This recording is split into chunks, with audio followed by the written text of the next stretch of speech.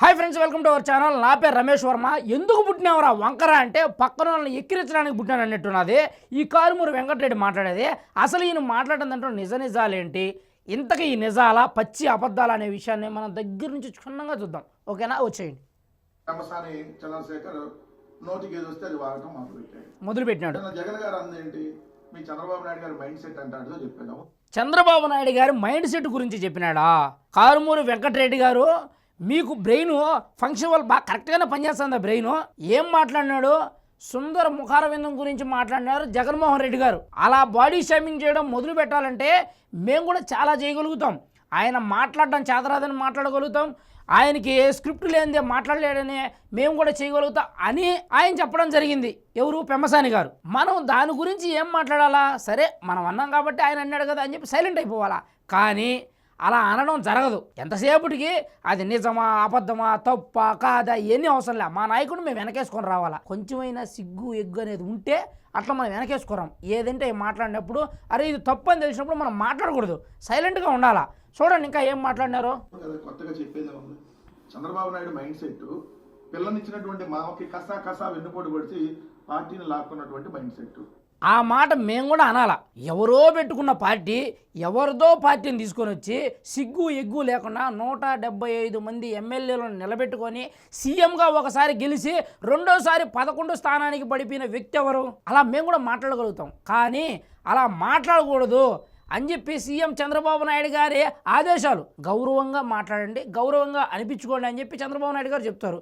సరే ఇవన్నీ మనకు అవసరం లేదు. చంద్రబాబు నాయుడు గారి గురించి వాటి గురించి నేను చెప్పాల్సిన అవసరం లేదు, ఏపీ ప్రజలకు మొత్తంగా తెలుసు.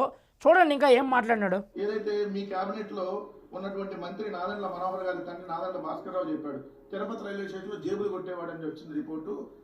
కొంచెమైనా జ్ఞానం అనేది జ్ఞాన నేత్రం తెరుచుకొని ఉన్న వాళ్ళకి మాత్రమే తెలుస్తుంది చంద్రబాబు నాయుడు గారు అంటే ఏందనేది. మరి ఆ రకంగా వస్తే మీ క్యాబినెట్లోంచే బయటకు ఒక మనిషి వచ్చేసినాడు, మీకు తెలుసో లేదో.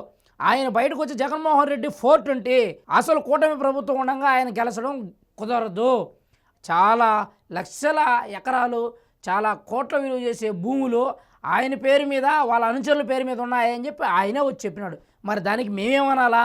కూటమి ప్రభుత్వం ఏమనాలా? టీడీపీ పార్టీకి సంబంధించిన వాళ్ళు ఏమనాలా?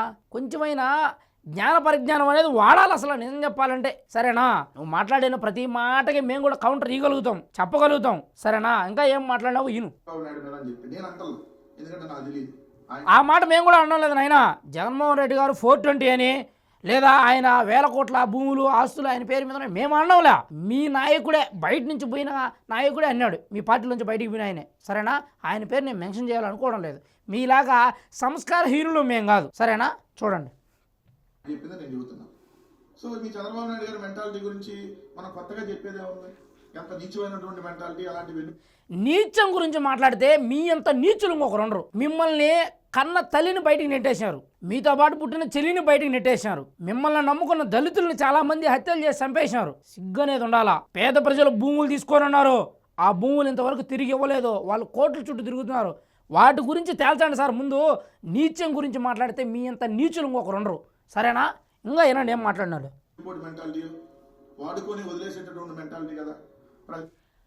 అదే మాట నేను అడుగుతున్నా నాయన కారుమూరి వెంకటరెడ్డి. మళ్ళీ చెప్తున్నా, ఒకప్పుడు మీ అన్న జైల్లో ఉన్నప్పుడు మీ అన్నకి ఎలాగైనా ప్రజల దగ్గర నుంచి సపోర్ట్ తీసుకురావాలని చెప్పి పాపం 1000 కిలోమీటర్లు తిరిగిన షర్మిల గారు ఏమైపోయినారు? అది వెన్నుపోటు కాదా?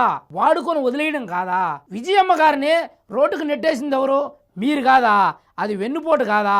అది మోసం చేయడం కాదా?